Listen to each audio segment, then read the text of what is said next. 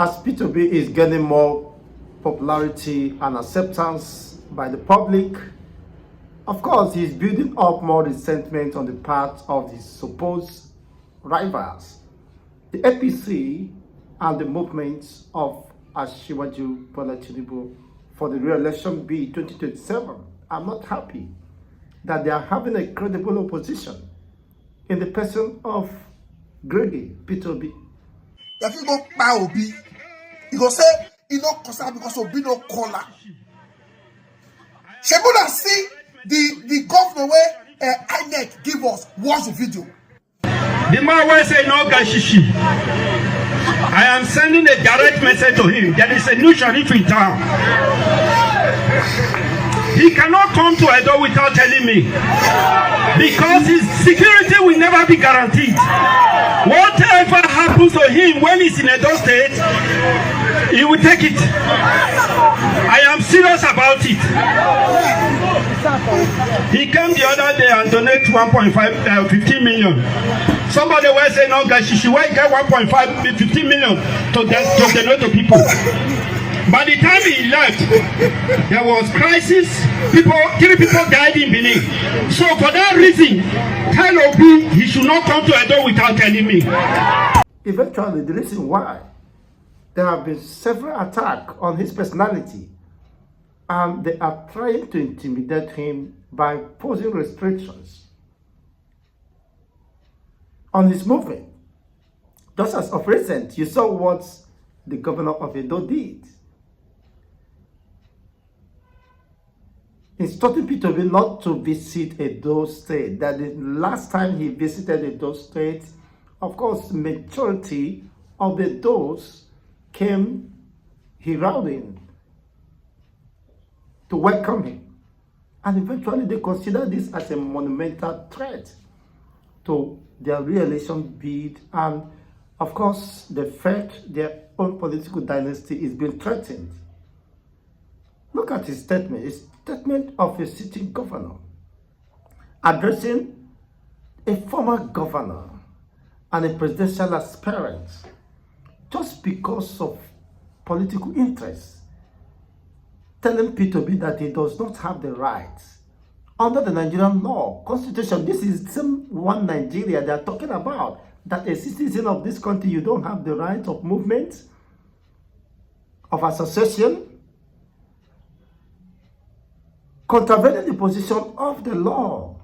These are what we are saying when people say one Nigeria, is it to one Nigeria for you? Because you felt threatened by his ever-increasing population as an acceptance, people understood that he has the service, he has the heart and the political will to serve the people. He is not driven by the quest to amass wealth, rather to use the common resources of the people to serve the people. But then those political oligarchs are not happy with such developments.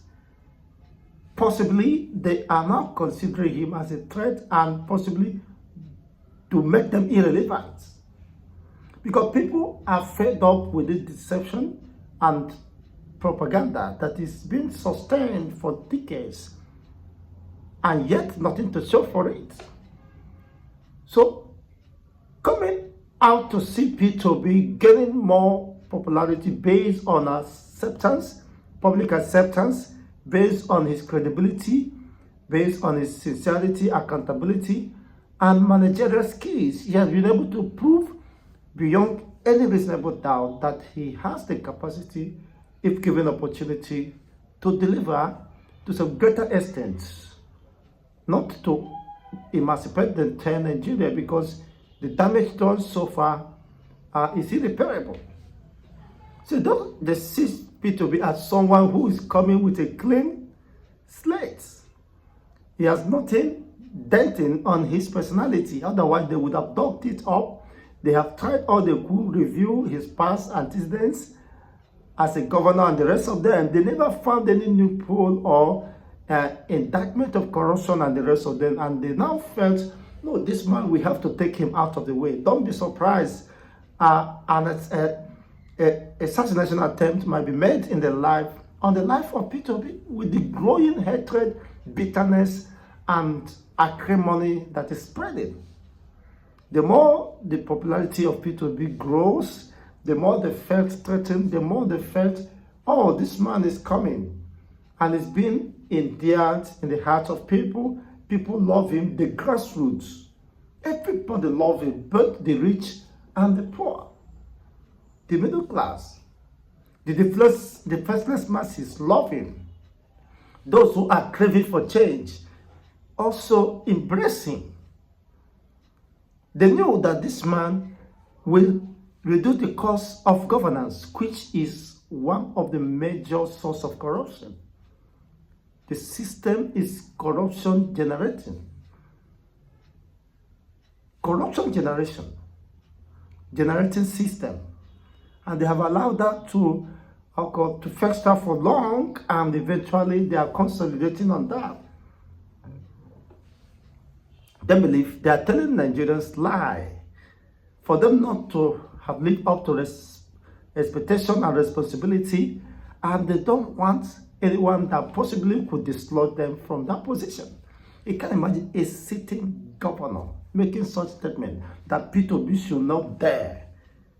That the man who said that he has no shishi, that he has no shishi for corruption, for inducements, is that a crime?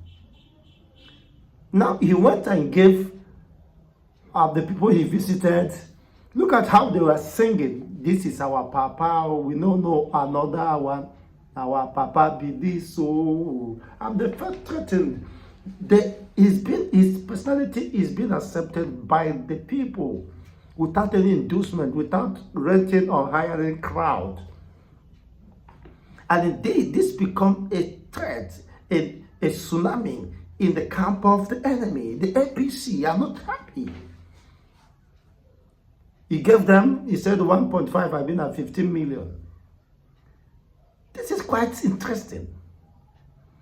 Because they've seen a man with a passion, with a heart to help the people. And eventually they felt their political dynasty is being threatened. While occupying the seat of power, they have not done anything. They have not been able to register their presence. If their presence is not felt by Nigerians positively, then their absence definitely means nothing. And that is what they are trying to protect at all costs. They want to make themselves relevant, force themselves on the masses, and eventually the masses are saying, no, we can't continue with this mess. Stuck in the wheel of motionless and with aggression. That it is possible to anyone who believes that Nigeria, of course, to some greater extent, might experience a heave of relief if, just as Peter Obi said, if the presiding president and his family are not corrupt, they don't have any intention or corruption tendency, then it will spiral down to other parastatals and government facilities. Because of that corruption tendency, you can imagine, and embezzlement mentality. So everyone that comes got great portfolios, opportunities to embezzle and get away with that. Peter Obi saying no, he's telling you what he's going to do. And people have realized that these are practical examples. These are steps achievable. For being 8 years as a governor of Anambra State, he could not borrow a dime. He did not borrow 1 naira. And he performed excellently. He revived the education system.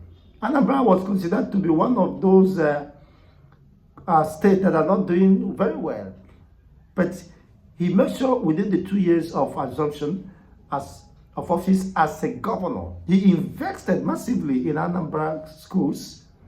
He visited all the secondary schools, which no government, no person in Nigeria have done, either as a sitting governor, or it is pretty difficult for even the local government chairman to visit all the secondary schools. What are they going there to do? They barely visit. They don't even visit. During my time, I never saw any secondary. During my time in primary school, in secondary, I never saw local government chairman coming to visit us or to address us.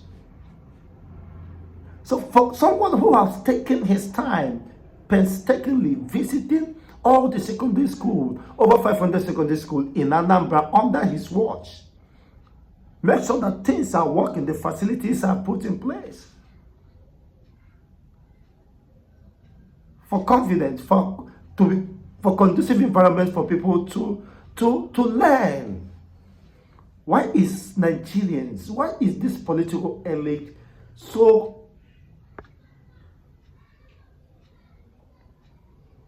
wicked, if I should use this word, so callous? Why don't they want people to enjoy the dividends of democracy? Now, you said you are a Democrat and you believe, of course, in democracy. Why not allow people to practice that democracy? Why are you afraid? Why will you tell the people, your own people, grab it, power is being grabbed, snatched, and they run with it, and they get it? Even when the people have rejected you, even when you know that you don't have the popularity of acceptance by the people. It's not about how much you spend at this time. People are becoming political conscious and aware, are awakening the consciousness of the Nigerians to a greater extent. Nigerians aren't joking at this time. They have seen they no longer want all those political empty promises and jargons being expressed. They want real governance. They want leadership. Just as Obasanjo said, that recently Nigeria is in bondage. Recently in bondage, not just about recent. Nigeria has been in bondage perpetually since ab initio. The reason why 6 years down the line, Nigeria was plunged into civil war, the most deadliest, cruel civil war in the history of humanity, apart from Nazi experience. You can understand it now. If Obasanjo can come and tell us that this is happening now, that Nigeria is in bondage and needed a true leader to save the country, to deliver the country. And now, if should Nigeria remain, and they have studied the antecedents of the current and intending presidential aspirants, that they saw that Peter Obi has the best clean records, has the best performance, based on his antecedents and what he has rolled out, that he has the political will to implement and execute them to a greater extent, and seeking for the effort and support of Nigerians. And the fact this man is a heavyweight, the people are behind him. What can we do? And Peter will be giving them sleepless nights, a nightmare. A nightmare. One man squad, a nightmare. A serious nightmare. They are not sleeping again. Peter Obi have taken sleep out of the eyes of these people. They knew that what is coming is deeper, is unimaginable. They want, by all means, Peter Obi either to be rusticated, frustrated, or if by any chance they take it out of the political ring and they will feel secure, because this time Nigerians won't take that rigging machinery again. They won't accept that. So he's seeing now that the votes, the support for Peter Obi, as the hunger, the pain, the sufferings of the people has been magnified, has increased beyond the threshold of what is acceptable, what is beyond the tolerance limit of what is acceptable. Nigerians are passing through excruciating experiences. So they are indeed, not just because Obasanjo said it, that Nigeria is in bondage. Nigerians are living in bondage. You have no access to good water, to sustainable electricity. You have no water. In fact, everybody suffers alone. Government does not encourage anyone. There is no incentive. There is no welfare package. There are not even subsidy.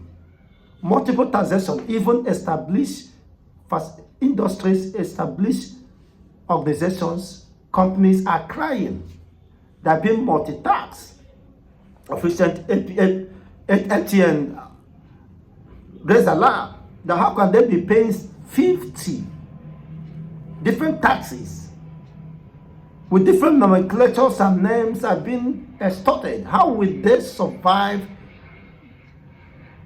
in this business within this hostile environment? But where are all this money coming from? They are being extorted from the masses, because you can look at how much NTM has raised their tariff and nobody cares. They have to recoup their investment and of course make returns from the investment, and all this is hitting the people, have direct bearing on the people.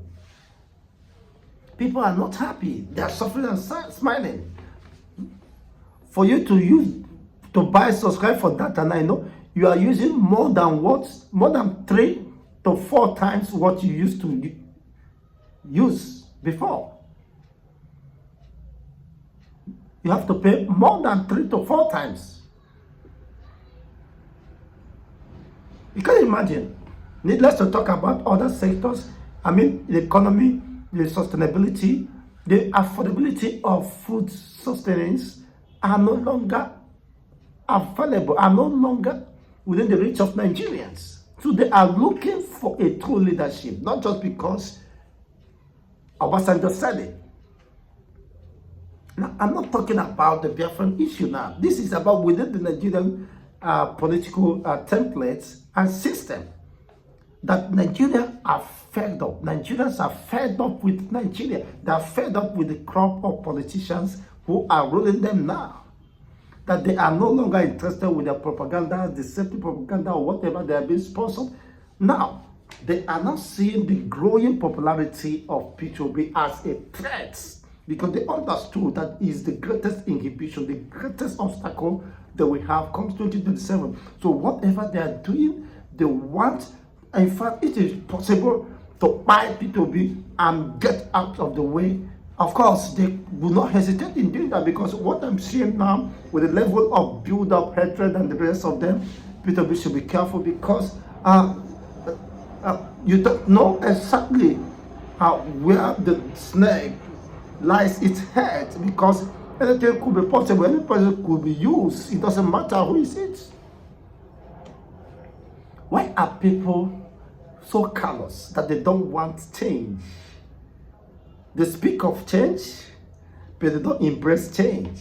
They told us they are coming for change, with the mantra of change. From change, the next level, the renewed level, the renewed whatever. All these things are they not change? But they fail to understand that change is inevitable. They are opposed to change. They talk about change, but they resist change. How could that be possible? That is double standard. If you believe in change, you speak change, you should also accept change.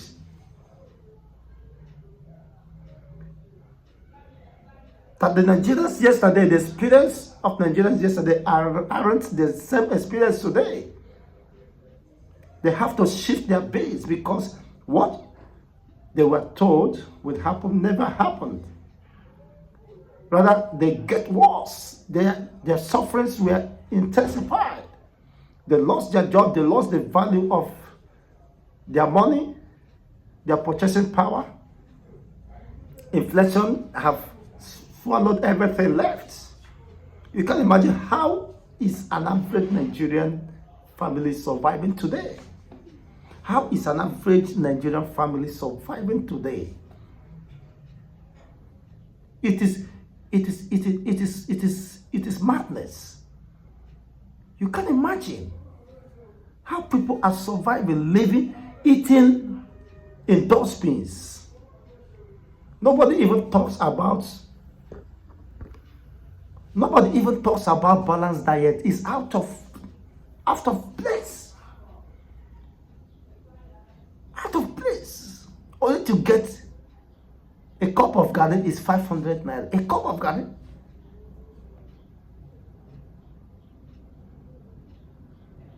And you still say you want to force yourself on the people when you have made life unbearable for the people. Well, before you can use that 500 naira to buy rice and buy tomatoes and other crayfish and prepare a meal. Cook concoction rice. But they don't buy your mama well to try it now. I say a cup of garri is 500. The one I call garri, not just the main garri. You know, there is difference between the Eastern garri and the Ijebu garri. What I'm telling you is 500 is Ijebu garri. The Eastern garri that is coming from Edo, from East, the Eastern region, it's not less than 1,000, or within the neighborhood of 800, 1,000. So when Nigerians have seen all these things and you say you want to keep them perpetually in servitude, in slavery, you're forcing yourself on them. Because of the privileges and the benefit of the office, what you are enjoying, living at large at the expense of the masses. Masses are suffering. You can't even go to hospital. Where is the money for crying loud? There is no any government hospital you will walk in and you get treatments without paying for it. Without paying for it.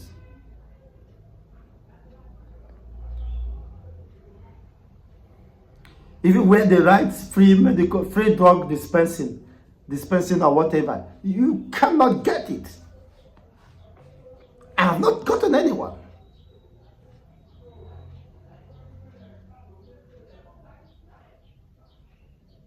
Except it's been sponsored by certain individuals or NGOs.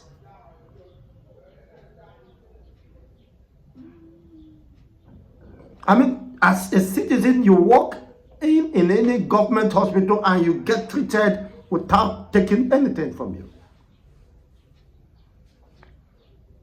If you run a test, you pay for it. If they prescribe drug for you, you get and buy it. Either in their designated dispensary or pharmacy and the rest of them. That is what Nigerians are, let alone about education.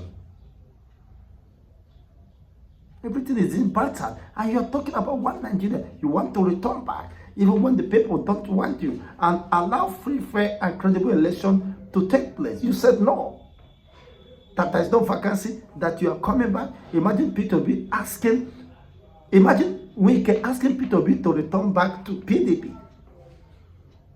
Where he has bastardized, he has messed up the opportunity, the privilege, he has destroyed PDP, he has hijacked PDP, he has sold cards and whatever he needed to sow to control PDP and the rest of them.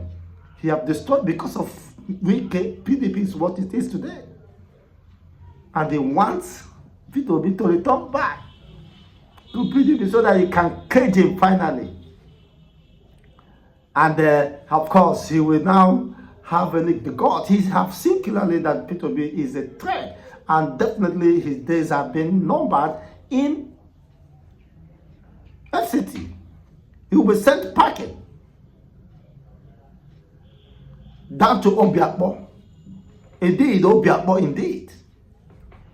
Indeed, Obiakpo local government. Ndo Obiakpo, he will be sent back to Obiakpo. That is just it. Because the way they felt threatened, the way they felt, if Peter Obi is a nightmare to any average Nigerian politician today. Even those in the coalition, they understood that Peter Obi commands the heavyweights. He commands the people's popularity, acceptance, and based on credibility and his previous antecedents. He said that governor of Edo State said, I don't even know his name. I may not want to know that Peter Obi should not come to Edo State because the one he came, 3 people died. Is Peter Obi that killed them? Is it those he visited that died? The one he came, that 3 people died. This is the same Edo people, Uremi, other regions, Ishan Central, and the people are running away from their ancestral homes. They are being killed, adopted, and yet they are shouting, protesting. The governor never showed any concern. He never showed any concern. This is the man who is saying that Peter Obi should not come because 3 people, the one last time he came, 3 people died. You can imagine a governor within the Federal Republic of Nigeria. That is quite interesting. People have been massacred, as it's been reported that over 200 families are bereaved, have lost their loved ones. The governor never showed any empathy, never addressed the state of insecurity. Now he's more concerned about the security and safety of Peter Obi, that he should not come. The one he came, that anything, 3 people died, and if he should defy the order to come, that whatever happens to him, he takes.